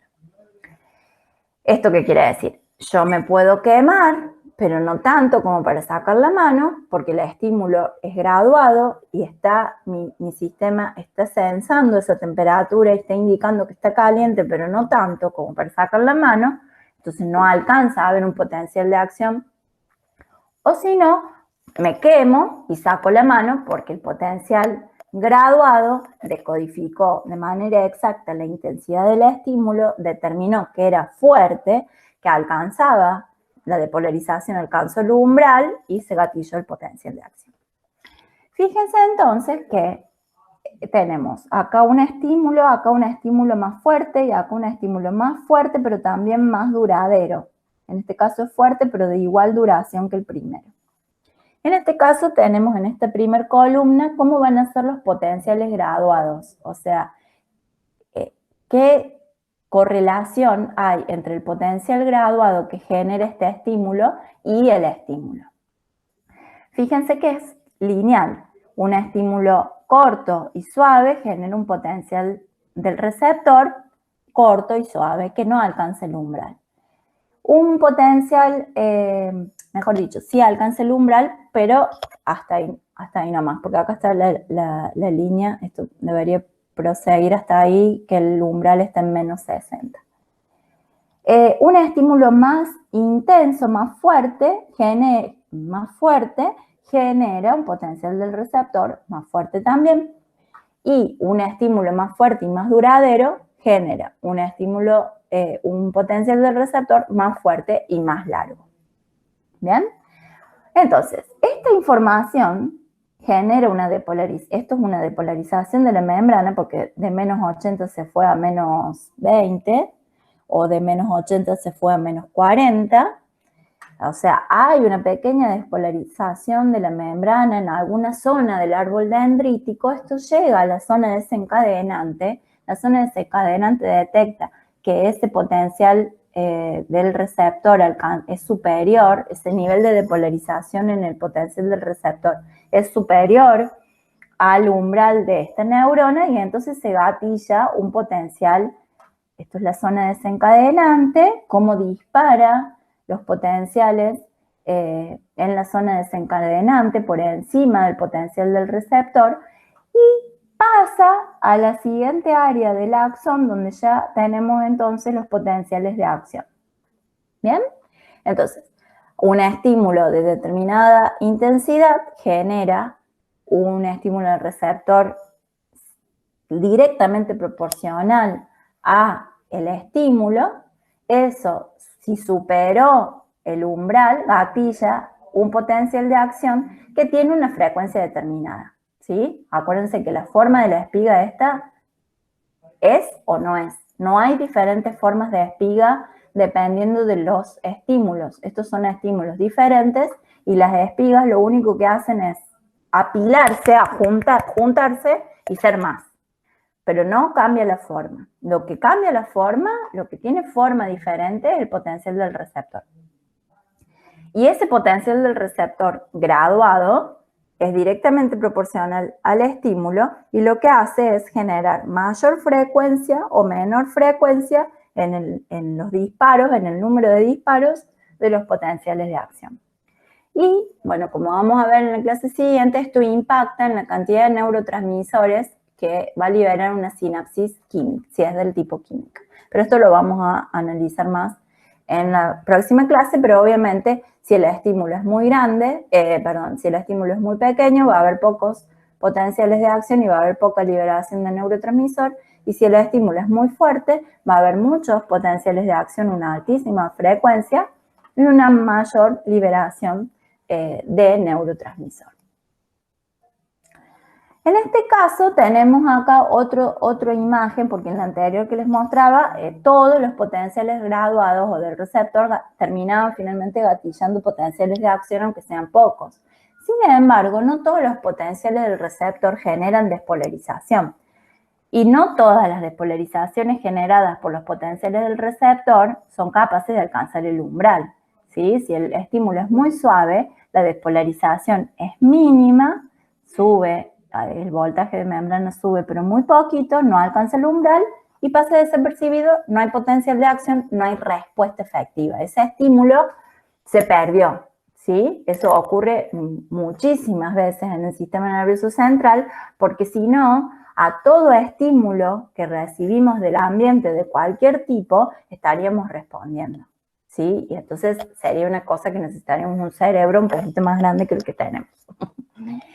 Y también puede pasar que el estímulo genere, en vez de una despolarización, una hiperpolarización. También hay estímulos que hacen que la neurona se aleje de la capacidad, se encuentre más lejos de gatillar un potencial de acción, o sea, de su potencial de reposo baje aún más. Eso también lo vamos a ver en sinapsis cuando veamos señales que son más bien inhibitorias de la neurona, ¿sí? Pero tanto depolarizante, aunque sea subumbral, o hiperpolarizante, en ambos casos hablamos de potencial del receptor, potencial graduado, potencial secretor, y siempre lo más importante es que el potencial ese es lineal, está decodificando de manera lineal y súper puntillosa la magnitud, la intensidad, la duración del estímulo.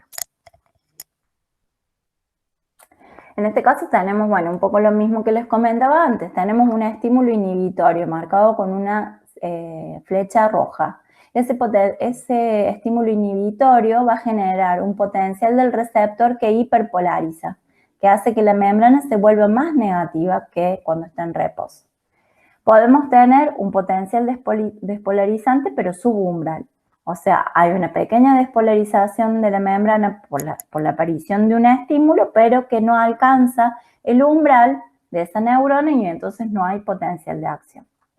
Y puede ser que pase que haya dos estímulos, por ejemplo, actuando en consonancia temporal, y que la sumatoria de los dos, uno más el otro, finalmente haga que la neurona alcance un nivel de despolarización del umbral y gatille el potencial de acción y la hiperpolarización posterior.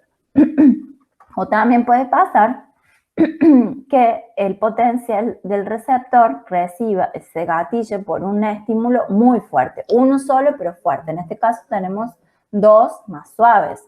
Y eso también es importante. La neurona genera como pequeñas, es como una calculadora que genera todo lo que le ingresa positivo y negativo y lo suma algebraicamente y da un resultado. Entonces, más 20, menos 55, más 15 en el tiempo y también en un mismo tiempo distintos estímulos simultáneos. Y todo eso genera un producto final que se resuelve en el inicio del axón o zona desencadenante.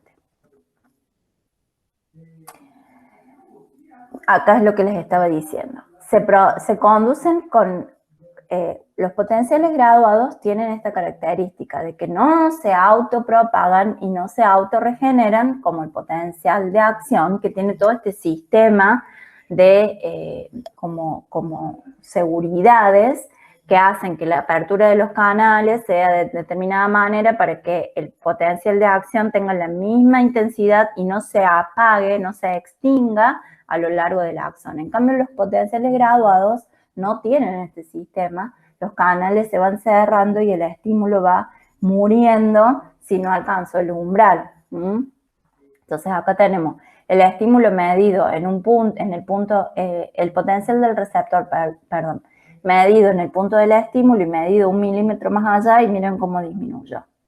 ¿Sí? La otra cuestión es la que les mencionaba recién. Existe lo que se dice sumatoria temporal, o sea, muchos estímulos generando pequeños potenciales del receptor en distintos lugares de la neurona, pero en un mismo tiempo, se suman, ¿sí? Y también tenemos los que ocurren a distinto tiempo, pero en el mismo lugar. Entonces también eso se suma, ¿no? Porque la membrana no vuelve a cero. Cuando llega el segundo estímulo, la neurona está un poquito despolarizada. El segundo estímulo la depolariza un poquito más. El tercer estímulo quizás la depolariza tanto que alcance el umbral y gatilla. También puede pasar que haya una depolarización por acá, otra por acá, otra por acá, y las tres juntas en un mismo momento, tres pequeñas despolarizaciones logran alcanzar el umbral. Sumación temporal y espacial. Característica del potencial del receptor es un cambio del potencial de membrana producido en las neuronas receptoras, que son las que generan las señales sensitivas, o sea, la transducción sensitiva.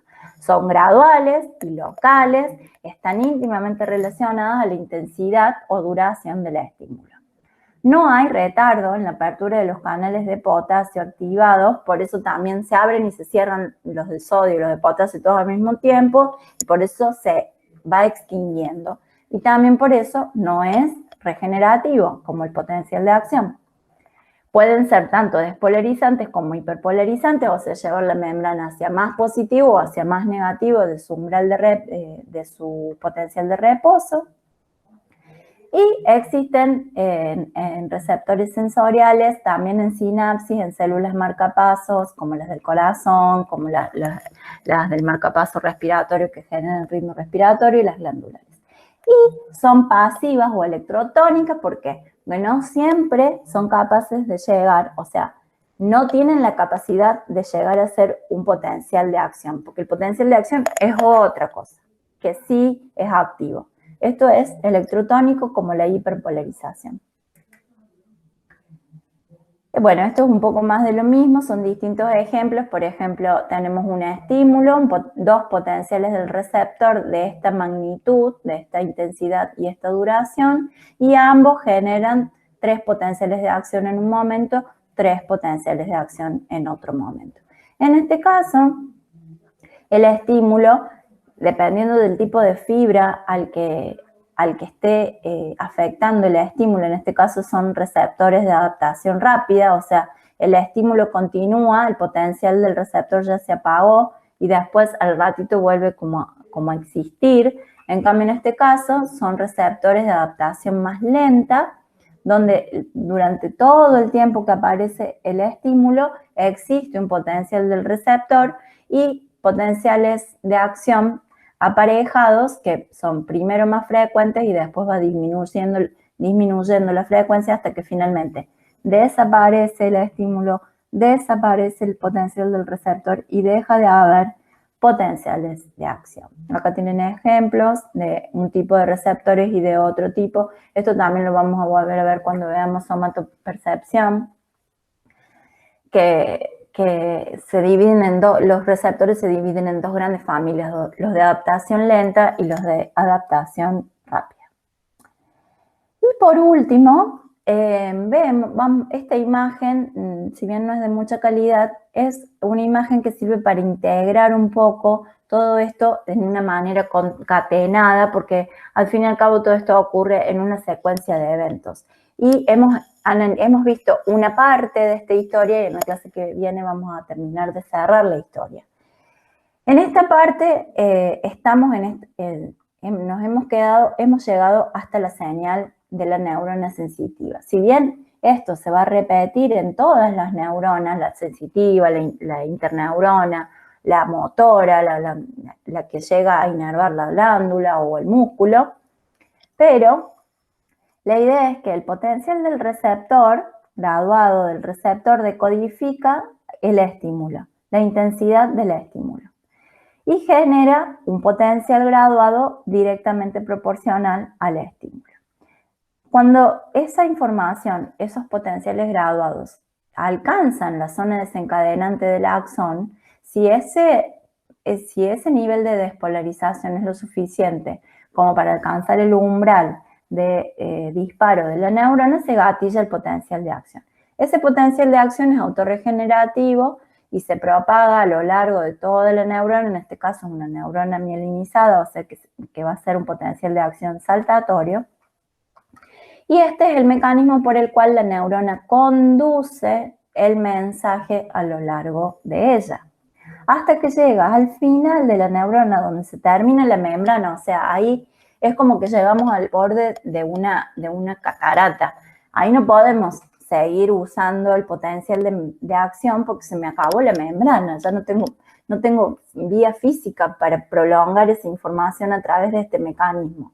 Entonces ahí surge este otro mecanismo que llamamos el de transmisión de la información, que es la sinapsis, que va a hacer que el mensaje vaya de una neurona a la otra, o por ejemplo de una neurona a una célula muscular, o también de una neurona a una célula glandular.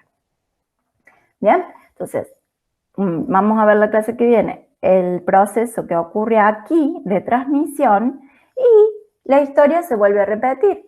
Esta neurona 2, que ya sería la neurona motora, por ejemplo, tiene su árbol somatodendrítico, donde están los canales y tiene las características de esta membrana de gatillar los potenciales graduados. Entonces, dependiendo cuántos neurotransmisores o cuánto estímulo reciba de la neurona sensitiva, va a ser el potencial graduado que genere. En este caso ya no se llama el receptor, porque esta neurona no está en contacto con el medio ambiente externo, sino que está en contacto con otra neurona y se está enterando de la información que está llegando, no a través de un estímulo químico o físico externo, sino a través de neurotransmisores o a través de una sinapsis eléctrica. Entonces aquí es graduado, tiene las mismas características que el del receptor, pero el estímulo es diferente, es una cantidad de neurotransmisores.